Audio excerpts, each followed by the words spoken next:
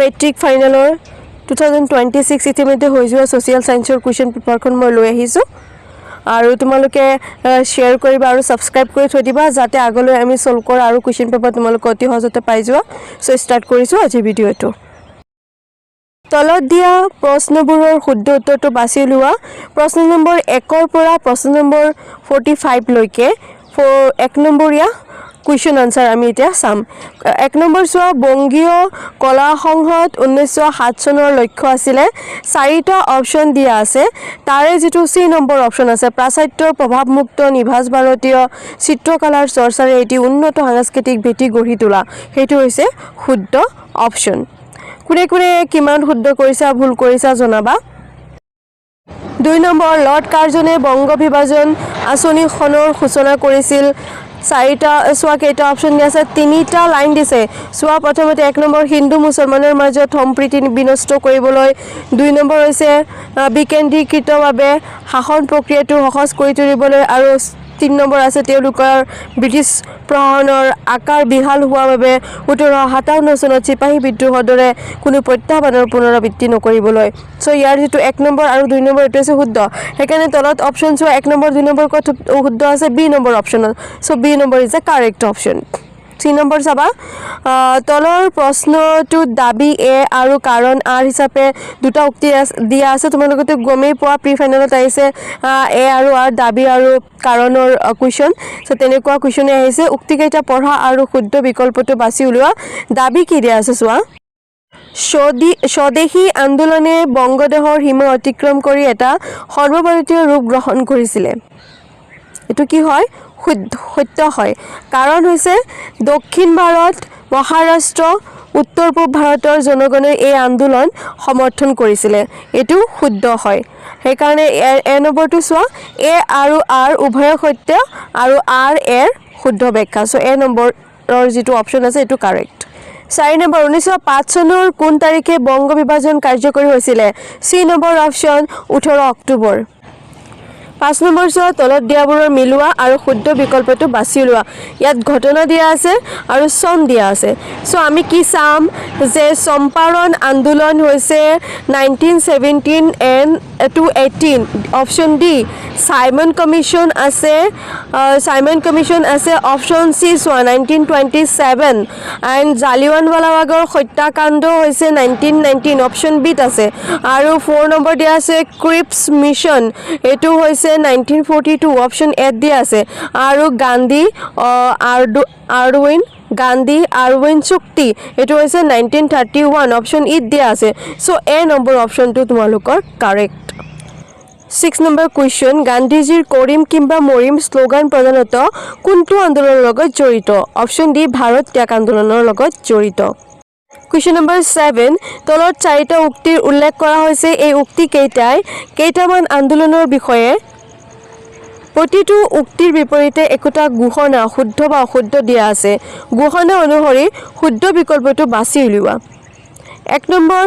দিয়া আছে সত্যাগ্ৰহ বা অহিংসা আন্দোলনে গান্ধীজীক এজন অতি সম্ভাৱনাপূৰ্ণ সৰ্বভাৰতীয় নেতাৰ ৰূপত প্ৰতিষ্ঠা কৰা নাছিল এই তথ্য অশুদ্ধ বুলি দিয়া আছে সো এই বিকল্পটো অশুদ্ধ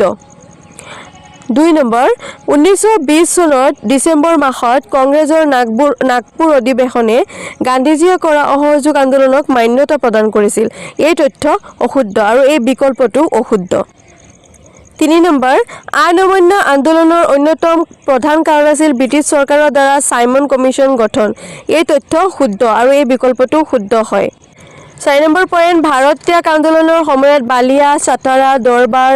বালাসুৰ তালচেৰৰ জনতাই নিজাকৈ তাত চৰকাৰ গঠন কৰিছিল এই তথ্য শুদ্ধ সো এ তলৰ যেটো 3 আৰু 4 এই দুটা বিকল্প হৈছে শুদ্ধ সো তোমালোকৰ অপচন সি টো হৈছে কাৰেক্ট অপচন কুৱেশ্যন তলত দিয়া ঐতিহাসিক পৰিঘটনাসমূহৰ ক্ৰমৰ পৰা পুৰণিৰ পৰা নতুনলৈ সজোৱা সঠিক ক্ৰমৰ বিকল্পটো বাছি উলিওৱা ক্ৰমৰ পৰা পুৰণিৰ পৰা নতুনলৈ সজোৱা যেটো ক্ৰম আছে সঠিক ক্ৰমত সজাই আছে সেইটো হ'ব ডি নম্বৰ ৰাইচ মেল ফুলগুৰি ধাবা ৰঙিয়াৰ কৃষক বিদ্ৰোহ পথৰুঘাটৰ কৃষক বিদ্ৰোহ 9 নম্বৰ তলত উল্লেখ কৰা বৈশিষ্ট্যসমূহৰ পৰা বিদ্ৰোহটো চিনাক্ত কৰা ইয়াত যিবিলাক বৈশিষ্ট্যসমূহ দিয়া আছে সেইখিনি পঢ়িবা আৰু তাৰপিছত ইয়াৰ যিটো বিদ্ৰোহ আছিলে কি আছিলে অসমৰ কমিশনাৰ হপকিন্সে স্বীকাৰ কৰিছিল যে তেজপুৰ আৰু গুৱাহাটীৰ পৰা সৈন্য আনি বিদ্ৰোহটো দমন নকৰা হলে বিদ্ৰোহটো সম্প্ৰসাৰিত হৈ থাকিলেহেঁতেন এই বিদ্ৰোহৰ পদ্ধতি ভাৰতৰ স্বাধীনতা আন্দোলনত মহাত্মা গান্ধীও গ্ৰহণ কৰিছিল এই ঘটনাৰ পিছত বিচাৰত চংবৰ লালুঙক মৃত্যুদণ্ডৰে দণ্ডিত কৰা হৈছিল এইটো ঘটনা হোৱাৰ পিছত এইটো কি হৈছিলে ফুলগুৰি ধাবা বিদ্ৰোহ 10 নম্বৰ হৈছে 19বিংশ শতিকাৰ আৰম্ভণিতে অসমত হোৱা ব্ৰিটিছ বিৰোধী জাগৰণৰ প্ৰধান কাৰণ কি আছিলে অৰ্থনৈতিক শোষণ অপশ্যন সি 11 নম্বৰ তলৰ কোনটো যোৰা সঠিকভাৱে মিলিছে দুটা মানে প্ৰথমতে এটা নাম দিছে তাৰ পিছত চন দিছে কোনটো শুদ্ধ সঠিকভাৱে মিলিছে হেতু কৰিব পাৰে যোৰহাট সাৰ্বজনিক সভা 1895 চনত এটো মিলা নাই আসাম এছ'চিয়েশ্যন 1903 চনত এটো মিলিছে so B is the correct 12 number Anandaram Dhekial ফুকনৰ বিষয়ে শুদ্ধ উক্তি কেইটা বাছি উলিওৱা Okay, so আনন্দৰাম ঢেকিয়াল ফুকন আৰু গুণাবিৰাম বৰুৱাৰ উদ্যোগত 1857 চনত জ্ঞান প্ৰদায়িনী সভাৰ প্ৰতিষ্ঠা হৈছিল এটো শুদ্ধ উক্তিটো শুদ্ধ 2 নম্বৰ অসমৰ বিদ্যালয় কাৰ্যালয় আৰু আদালতত বাংলা ভাষাৰ প্ৰচলন কৰাৰ তেওঁ বিৰোধিতা কৰিছিল এটো শুদ্ধ 3 নম্বৰ হৈছে আনন্দৰাম ঢেকিয়াল ফুকনৰ নেতৃত্বত অসমীয়া লিটাৰেসি সোসাইটি গঠন হৈছিল এটো শুদ্ধ নহয় আৰু 4 নম্বৰ আনন্দৰাম ঢেকিয়াল ফুকনৰ নেতৃত্বত আহোম সভাৰ প্ৰতিষ্ঠা হৈছিল এটো শুদ্ধ নহয় সো 1 আৰু 2 যত শুদ্ধ আছে হেতু অপচনে শুদ্ধ এটো বি আছে so B is the correct option for question number 12 Question number 13 1921 চনৰ ফেব্ৰুৱাৰী মাহত গুৱাহাটীত প্ৰথম জাতীয় শিক্ষানুষ্ঠানখন প্ৰতিষ্ঠা কৰা হৈছিল এটো হৈছে বাল গংগাধৰ তিলকৰ স্মৃতিত অপচন বি 14 নম্বৰ তলত দিয়া সামগ্ৰীসমূহৰ কোনবিধ মিজোৰামৰ চেৰাও লোকনৃত্যত ব্যৱহাৰ কৰা হয় বাহ অপচন এ টু তোমাৰ মিজোৰামৰ যেটো চেৰাও লোকনৃত্য তাত বাহ ব্যৱহাৰ কৰা হয় মাটিৰ পাত্ৰ তৰোৱাল মুখা এইবোৰ ব্যৱহাৰ কৰা নহয় so is the correct option for question number 14 এখিলৈকে কাৰ কিমানটা কাৰেক্ট হৈছে মোক জনোৱা কমেন্ট বক্সত দিয়া যে কিমান কাৰেক্ট হৈছে তোমালোকৰ এটা আমি আগবাঢ়িছো 15 নম্বৰ কুৱেশ্চনত অসমীয়া ভাষাৰ আধুনিক ৰূপটো বিকশিত হৈছে অপচন নম্বৰ বি অৰুণোদয়ৰ জৰিয়তে option number B correct option for question number 15 16 number তলৰ কোনটো উক্তি শুদ্ধ যেতিয়া এবিলাক দিব নহয় উক্তি শুদ্ধ দাবী চোৱা কাৰণ চোৱা প্ৰথমতে কুৱেশ্চনটো ভালদৰে চাবা তোমালোকে কুৱেশ্চন ভালদৰে নাচাই পেলাই বহুত ল'ৰা ছোৱালী কি কৰে শুদ্ধ আনসাৰ জানিও ইনকাৰেক্ট আনসাৰ দি থৈ আহে সো 1 নম্বৰ গংগাধৰ সিংহৰ দিনত অসমলৈ আজান পীৰ আহিছিলে এটো কি হয় শুদ্ধ হয় তাৰ পিছত মানৰ আক্ৰমণৰ সময়ত ৰজা চক্ৰধৰ সিংহক সহায় কৰিবলৈ পাঞ্জাবৰ ৰঞ্জিত সিংহই অসমলৈ এটি শিখ সৈন্যদল পঠাইছিলে এটো শুদ্ধ 3 নম্বৰ মাধৱ কন্দলিক বৰাহী ৰজা মহামাণিক্যই পৃষ্ঠপোষকতা কৰিছিলে এটো শুদ্ধ উক্তি আৰু 4 নম্বৰ গোবিন্দ মিশ্ৰৰ পদ্য গীতাখন আজিও জনপ্ৰিয় এটো সত্য উক্তি so option number D is the correct 17 number question তলত দিয়াবোৰৰ মিলোৱা আৰু শুদ্ধ উক্তিটো শুদ্ধ উত্তৰটো বাছি উলিওৱা 1 নম্বৰ চোৱা আৰ মামলা হৈছে তামিলনাডু চিত্তনাৱাচাল হৈছে তামিলনাডু দুটা তামিলনাডু যেটো ভাগ আছে ভাগ হৈছে মধ্যপ্ৰদেশ আৰু অজন্তা হৈছে মহাৰাষ্ট্ৰ চোৱা ওপৰৰখিনি এটো অপচন বি তোমালোকৰ কাৰেক্ট কে দিয়া আছে so option B is the correct one 18 number কুৱেশ্চনটো আগবাঢ়িছো তোমাৰ মতে তলৰ কোনটো বিকল্প সম্পদৰ সন্ধানৰ এটি জনপ্ৰিয় আৰু হেখতীয়া উদাহৰণ পানী সংৰক্ষণৰ ওপৰত বাটৰ নাট পুৰণি প্লাষ্টিক বটলৰ পুনৰ ব্যৱহৃত পেলনীয়া চাহপাত ফুল পুলিৰ গুৰিত দিয়া যিবিলাক ফুল পুলি আমি গড়টো তাত আমি পেলনীয়া যেটো চাহপাত আছে এইখিনি দিয়া প্ৰধানমন্ত্ৰীৰ সূৰ্য গড় আঁচনি বিকল্প সম্পদৰ সন্ধানৰ এটি জনপ্ৰিয় আৰু হেহতীয়া উদাহৰণ কোনটো হ'ব তোমাৰ মতে অপচন ডি প্ৰধানমন্ত্ৰী সূৰ্য গড় আঁচনি 19 নম্বৰ টাইৱান আৰু দক্ষিণ কোৰিয়াৰ বিষয়ে তলৰ কোনটো বা কোনকেইটা উক্তি শুদ্ধ কোনটো এটা হ'ব পাৰে বা এটাতকৈ বেছিও হ'ব পাৰে অপশ্যন পঢ়া মানৱ সম্পদৰ দ্ৰুত বিকাশ হয় এইটো হয় বহু প্ৰাকৃতিক সম্পদৰ অভাৱ এইটো হয় আৰু 3 নম্বৰ হৈছে উদ্যোগৰ বাবে কেঁচা সামগ্ৰীৰ অভাৱ এইটো হয় 4 নম্বৰ পৃথিৱীৰ অগ্ৰণী আৰু সমৃদ্ধিশালী দেশ হিচাপে পৰিগণিত হ'বলৈ সক্ষম হ'ব পৰা নাই এইটো নহয় সো 1 2 3 য'ত আছে option C is the correct option 20 number question তলত দিয়া উক্তি 1 2 আৰু 3 বিচাৰ কৰা প্ৰথমতে উক্তি 1 আৰু 2 আৰু 3 আমি পঢ়িম বিচাৰ কৰিম আৰু শুদ্ধ উত্তৰটো বাছি উলিয়াম 1 নম্বৰত আছে প্ৰকৃতিত থকা সামগ্ৰীবোৰৰ কাৰ্যকাৰিতা আৰু উপকাৰিতা সম্পৰ্কীয় গুণবোৰে মানৱ সম্পত্তিৰ সৃষ্টি কৰে প্ৰকৃতিত থকা সামগ্ৰীবোৰৰ কাৰ্যকাৰিতা আৰু উপকাৰিতা সম্পৰ্কীয় গুণবোৰে মানৱ সম্পদৰ সৃষ্টি কৰে কি বিচাৰ কৰিছে এইটোৰ পৰা 2 নম্বৰ প্ৰকৃতিত থকা সামগ্ৰীবোৰৰ কাৰ্যকাৰিতা আৰু উপকাৰিতা সম্পৰ্কীয় গুণবোৰ মানুহৰ জ্ঞানৰ জৰিয়তে উদ্ঘাটন কৰা হয় আৰু 3 নম্বৰ হৈছে মানুহৰ জ্ঞানৰ পৰিসৰ বৃদ্ধিৰ লগে লগে নতুন নতুন সম্পদৰ সৃষ্টি হৈছে আৰু ব্যৱহাৰ হৈছে এই তলৰ দুটা হৈছে শুদ্ধ হল সো তোমাৰ option B 2 and 3 is the correct option B 21 number চাওঁ আমি দাবী দিয়া আছে এ আৰু কাৰণ দিয়া আছে আৰ তোমালোকে এইটো চিনাকি কুৱেশ্যন ন উক্তি কেইটা পঢ়া আৰু শুদ্ধ বিকল্পটো বাছি উলিওৱা দাবী কি আছে অৰ্থনৈতিক ভূগোলত সম্পদৰ উৎপাদন বিতৰণ উপভোগ আৰু বিনিময়ৰ দৰে মানুহৰ কাৰ্যকলাপসমূহ অধ্যয়ন কৰা হয় আৰ কাৰণ দিয়া আছে অৰ্থনৈতিক ভূগোল এইবোৰ মানৱ কাৰ্যকলাপৰ স্থান আৰু কাল সাপেক্ষে পৰিসৰ সৈতে জড়িত এ আৰু আৰ উভয় সত্য আৰু আৰ এৰ শুদ্ধ ব্যাখ্যা 22 নম্বৰ তলৰ কোনটো জোৰা শুদ্ধভাৱে মিলি আছে কোনটো জোৰা শুদ্ধভাৱে মিলি আছে এটা হ'ব পাৰে এটাতকৈ বেছিও হ'ব পাৰে জোৰা মিল থকা অজীৱীয় সম্পদ কি হ'ব যেটো অজীৱীয় হয় কয়লা ন আৰু চিৰ বিৰাজমান হৈছে গছ-গছনি সো ব্যক্তিগত সম্পদ হৈছে ভাল চৰিত্ৰ আৰু ক্ষয়শীল সম্পদ হৈছে প্ৰাকৃতিক গেছ হল সো 2 আৰু 3 হৈছে একদম কাৰেক্টলি মিলা আছে হয় কিনো চিধা চিধা অজীৱীয় সম্পদত দিয়া আছে গছ-গছনি শুদ্ধ নহয় অজীৱীয় সম্পদ কি হ'ব কয়লা সো চিৰ বিৰাজমান হ'ব কি গছ-গছনি কিয়নো ইয়াত কয়লা দিয়া আছে সো এইটো ভুল হ'ব সো এই দুটা ভুল দিয়া আছে আৰু ব্যক্তিগত সম্পদৰ চিধা দিয়া আছে ভাল চৰিত্ৰ এইটো হয় দুটা মিল আছে ক্ষয়শীল সম্পদ হৈছে প্ৰাকৃতিক গেছ এইটো হয় মিল আছে সো 2 আৰু 3 হ'ব correct so option C is the correct option বুজি পাইছা ন প্যাটাৰ্নটো কেনেকৈ দিছে বুজি পাইছা হল এতিয়া 23 নম্বৰ আমি চাওঁ তলত দুটা উক্তি দিয়া হৈছে এটাক দাবী আৰু এটাক আৰ কাৰণ দিয়া আছে ওকে আৰু এইবিলাক আমি পঢ়িব লাগে ন এইখিনি ক'ব সো দাবী হৈছে এ কীটনাশক আৰু অপতৃণনাশক দৰৱ প্ৰয়োগে মাটিৰ প্ৰাকৃতিক গুণৰ কোনো পৰিৱৰ্তন নঘটায় আৰু আৰ হৈছে এইবোৰৰ প্ৰয়োগে কেৱল অনিষ্টকাৰী পোক-পতংগ আৰু অপতৃণবোৰ নষ্ট কৰে এইবোৰে কি কৰে প্ৰাকৃতিক গুণৰ কোনো নষ্ট নকৰে কোনো পৰিৱৰ্তন নকৰে কিন্তু জাস্ট পোক-পতংগকহে নষ্ট কৰে যিবিলাক অনিষ্টকাৰী পোক-পতংগ আৰু যি অপতৃণ তাকহে নষ্ট কৰে এই দুয়োটা উক্তি একদম ভুল কিয়নো কীটনাশক যিটো বা দ্ৰব্য থাকিব অপতৃণনাশক দ্ৰব্য সেইবিলাকে প্ৰাকৃতিক গুণ নষ্ট কৰিবই সেইকাৰণে অপশ্যন ডি এ আৰু আৰ দুয়োটাই অসত্য 24 নম্বৰ কুৱেশ্যন সমাজ বিজ্ঞানৰ শিক্ষক এজনে ছাত্ৰ-ছাত্ৰীসকলক পানী প্ৰদূষণৰ ওপৰত এটি প্ৰকল্প তৈয়াৰ কৰিবলৈ ক'লে ছাত্ৰ-ছাত্ৰীসকলৰ এটা দলে এখন গাঁৱৰ এটা প্ৰদূষিত ৰাজহুৱা পুখুৰী দেখিলে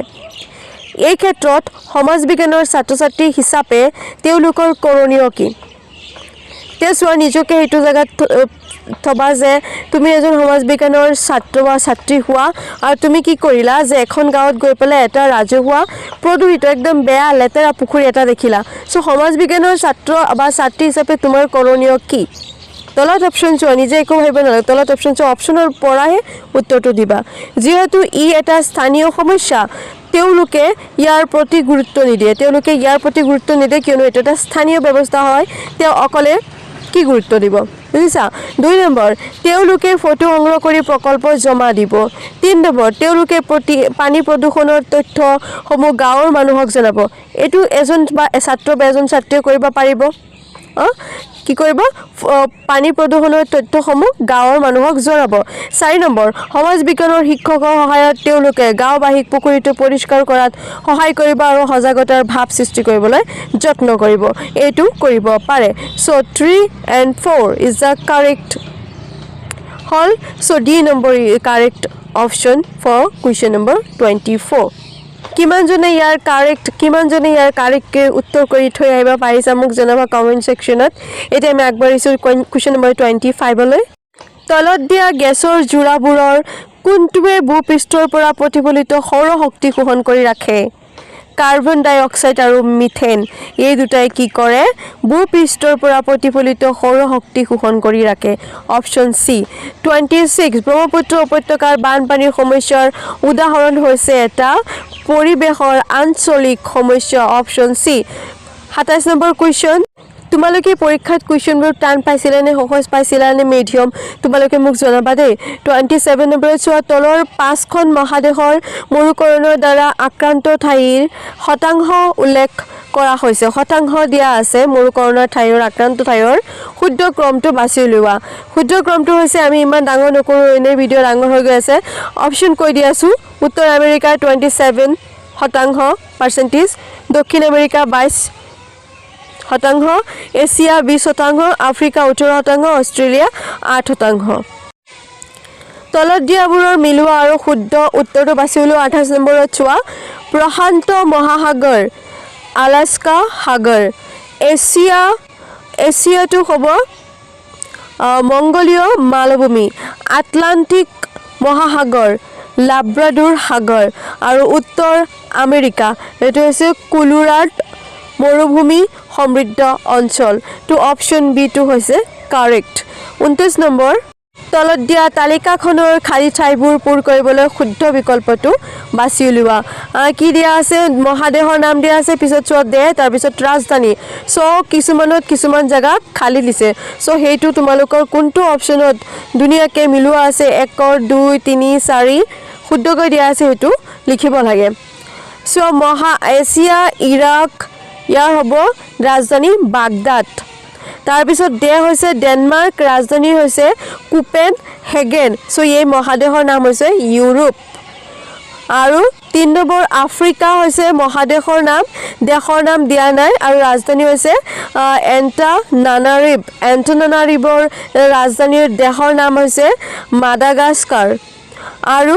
4 নম্বৰ হৈছে মহাদেশৰ নাম ওচেনিয়া দেশৰ নাম অষ্ট্ৰেলিয়া আৰু অষ্ট্ৰেলিয়াৰ ৰাজধানী হৈছে কি কেনবেৰা চ' এ নম্বৰ যিটো আছে সেইটো হৈছে শুদ্ধ অপশ্যন 30 নম্বৰ ভাৰত মহাসাগৰ সম্পৰ্কে তলৰ কোনটো বিকল্প শুদ্ধ ইয়াত চোৱা এছিয়া মহাদেশৰ দক্ষিণত আফ্ৰিকা মহাদেশৰ পূবত আৰু ওচনীয়া মহাদেশৰ পশ্চিমত অৱস্থিত is not correct okay 2 number ইয়াৰ বিস্তৃতি প্ৰশান্ত মহাসাগৰৰ আধাতকৈ কিছু কম এইটো শুদ্ধ হয় আৰু 3 নম্বৰ হৈছে ইয়াৰ আকৃতি ইংৰাজী জি আখৰৰ দৰে is it correct no G আখৰৰ দৰে নহয় চ' বি নম্বৰ অনলি বি নম্বৰটোহে কাৰেক্ট হৈছে চোৱা চি নম্বৰ কেৱল 2 হল চি নম্বৰ কাৰেক্ট আনসাৰ তোমালোকৰ 31 দক্ষিণ আমেৰিকা মহাদেশৰ ক্ষেত্ৰত তলত দিয়া কোনটো নদীসমূহৰ গোট শুদ্ধ অপশ্যন নম্বৰ এ আৰিনিক পাৰানা পাৰাগুৱে চ' অপশ্যন নম্বৰ এটো হৈছে কাৰেক্ট 32 নম্বৰ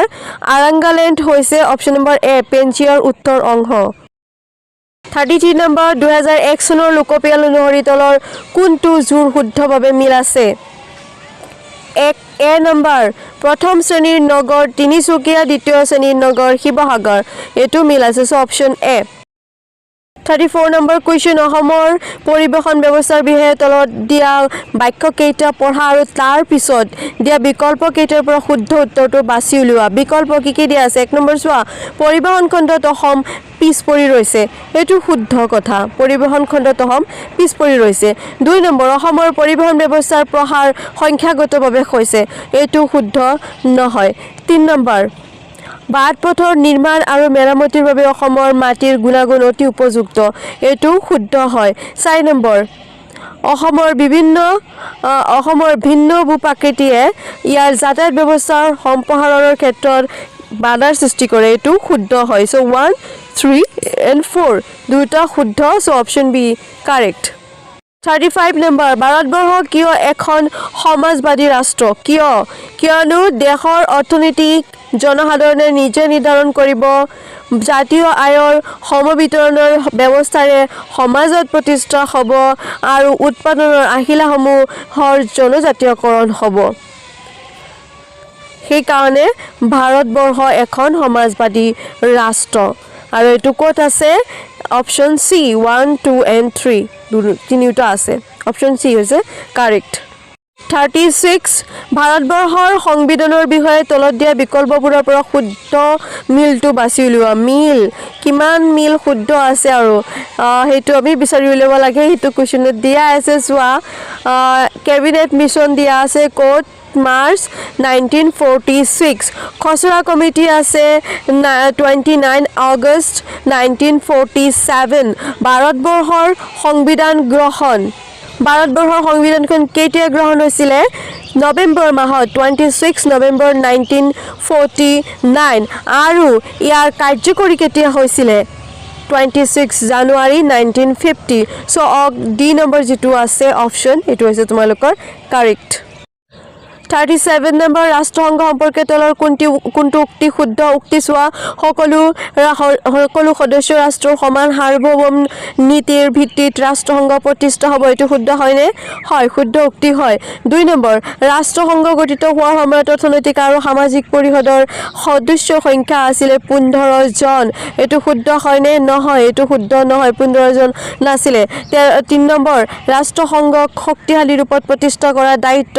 সদস্য ৰাষ্ট্ৰসমূহৰ আছিল নে হয় আছিল আৰু 4 নম্বৰ সচিবালয় হ'ল ৰাষ্ট্ৰসংঘৰ প্ৰাণ কেন্দ্ৰ স্বৰূপ অৰ্থাৎ 1 3 and 4 হৈছে শুদ্ধ উক্তি so option C is the correct 38 number ৰাষ্ট্ৰসংঘৰ কোনটো অভিকৰণ বিশ্বজুৰি স্বাস্থ্য ক্ষেত্ৰৰ পদক্ষেপসমূহ প্ৰসাৰিত কৰাৰ মূলত দায়বদ্ধ কোন হ'ব WHO World Health Organization আকৌ আমি মিল জোৰা চাম 39 নম্বৰ কুৱেশ্যন তলৰ কোনটো জোৰ শুদ্ধভাৱে মিলি আছে এটো কোনটো মিলি আছে চোৱা সাৰ্ক হৈছে জাকাৰ্টা মিলি আছে নে নাই ফিফা হৈছে ডুবাই এছিয়ান হৈছে সিংগাপুৰ নট কাৰেক্ট মিল থকা জোৰা নাই আৰু ইয়াত কোনটো মিলি আছে নাটো ব্ৰুছেলছ 40 নম্বৰ ধৰা হওক তুমি বাছেৰে গুৱাহাটীৰ পৰা ডিব্ৰুগড়লৈ গৈ আছা আৰু এখন চেকেৰে তুমি তোমাৰ বাছ ভাড়া দিব বিচাৰিছা কেনেকুৱা কথা কেতিয়াবা কাৰোবাক দেখা পাইছা যে চেকেৰে গাড়ী ভাড়াটো দি আছে বাছখনৰ পৰিচালকজনে চেকখন ল'বলৈ অস্বীকাৰ কৰি আছে অবিয়াসলি কৰিবই ন কিয়নো তাত চেকৰ অসুবিধা হৈ যায় তুমি পৰিচালকজনক চেকখন ল'বলৈ কিয় বাধ্য কৰাব নোৱাৰিবা কিয়নো পৰিচালকজনে কেতিয়াও চেকটো নলয় মোৰ বুধেৰে আৰু তুমি তেওঁক বাধ্য কৰাব নোৱাৰা কিয়নো চেকক বিহিত মুদ্ৰাৰূপে গণ্য কৰা নহয় সেয়েহে ইয়াক গ্ৰহণ কৰিবলৈ কোনো লোক আইনগতভাৱে বাধ্য নহয় কোনেও কাকো ফোৰ্স কৰিব নোৱাৰে কিয়নো এইটো লৈ পেলাই বিহেভ প্ৰসেস কৰিব লাগিব মানুহৰ নিজৰ ইচ্ছা হলে ল'ব নহলে নল'ব তুমি কেতিয়াও তাক বাধ্য কৰাব নোৱাৰা কিয়নো এই চেকক বিহিত মুদ্ৰাৰূপে গণ্য কৰা নহয় সো অপশ্যন এ হৈছে তোমালোকৰ কাৰেক্ট এটা আগবঢ়াইছো 41 নম্বৰ কুৱেশ্যনলৈ কলা ধন সম্পৰ্কে শুদ্ধ উক্তিকেইটা বাছি উলিওৱা কলা ধন কি চিনি পোৱা এতিয়া চোৱা কলা ধনৰ বৰণ কলা কলা ধন মানে কলা কালাৰৰ ধন যে তেনেকুৱা নহয় ই কৰ ফাকিৰ হৈতে জড়িত কলা ধন হৈছে তোমাৰ তেনেকুৱা আৰ্নিং মানি যিটোৰ হিচাপ তুমি চৰকাৰক দিব নোৱাৰা বা যিটোৰ হিচাপ নোহোৱা টকা যিটো গভৰ্ণমেণ্টৰ তাত কোনো হিচাপ নাই হেতু টকা ই 3 নম্বৰ হৈছে ই অৰ্থনৈতিক অপৰাধৰ ফলত সৃষ্টি হয় এটো শুদ্ধ হয় এটো এটা অৰ্থনৈতিক অপৰাধৰ ফলতে সৃষ্টি হয় আৰু ই চৰকাৰী ৰাজকোষত জমা হয় নহয় এটো কেতিয়াও চৰকাৰী ৰাজকোষত জমা নোহোৱা টকা বিলাককে কলা ধন বুলি কোৱা হয় সো 2 নম্বৰ আৰু 3 নম্বৰ হৈছে তোমালোকৰ কাৰেক্ট সো অপশ্যন বি হৈছে তোমালোকৰ কাৰেক্ট 42 নম্বৰ ভাৰতত কাগজী মুদ্ৰা কোনে ছপা কৰে ভাৰতীয় ৰিজাৰ্ভ বেংক অপশ্যন সি 43 নীতি আয়োগৰ সমিতিখনৰ গাঁথনি কিছু অংশৰ বিষয়ে তলত দিয়া খালী ঠাইসমূহ পূৰ কৰিবলৈ শুদ্ধ বিকল্পটো বাছি উলিওৱা নম্বৰ দিয়া আছে অধ্যক্ষ হৈছে প্ৰধানমন্ত্ৰী পুদেন সদস্য কোন হ'ব মুখ্য কাৰ্যবাহী বিষয়া কোন হ'ব পৰিচালনা পৰিষদ মুখ্যমন্ত্ৰীসকল আৰু দেশ আৰু কোন হ'ব সো নীতি আয়োগৰ সমিতিৰ গাঁথনিত কি থাকে সৰ্বোচ্চ চাৰিজন কেন্দ্ৰীয় মন্ত্ৰী থাকে এজন ভাৰতীয় প্ৰশাসনিক সেনা বিষয়া থাকে আৰু কেন্দ্ৰীয় শাসিত অঞ্চলৰ উপ ৰাজ্যপাল থাকে সো অপশ্যন বি তোমালোকৰ কাৰেক্ট 44 নম্বৰ অশুদ্ধ উক্তিটো বাছি উলিওৱা ইয়াত চাৰিটা অপশ্যন দিয়া আছে তিনটা থাকিব তোমালোকৰ শুদ্ধ আৰু যেটো অশুদ্ধ হেতু বাছি উলিয়াব লাগে আৰু হেতু হৈছে অপশ্যন ডি 45 নম্বৰ কোৱেশ্চন দেশৰ মুঠ জাতীয় আয়ক মুঠ জনসংখ্যাৰে হৰণ কৰিলে আমি পাও জনমুৰি আয় অপশ্যন সি সো এইখিনি আছিলে 45 টা এমসিকিউজ সমাজ বিজ্ঞানৰ 2026 অৰ্থাৎ আজি হৈ যোৱা কুৱেশ্চন পেপাৰখনৰ তোমালোকৰ কিমানটা শুদ্ধ হৈছে কিমান ইনকাৰেক্ট কৰিছা কিমান কাৰেক্ট কৰিছা মোক জনাবা আৰু মই বাকি কুৱেশ্চন পেপাৰখিনি মই লং কুৱেশ্চনখিনি দি আছো তোমালোকে নেক্সট ইয়াৰৰ ছাত্ৰ ছাত্ৰীসকলৰ কাৰণে সো আজিলৈ ইমানতে সামৰিছো ধন্যবাদ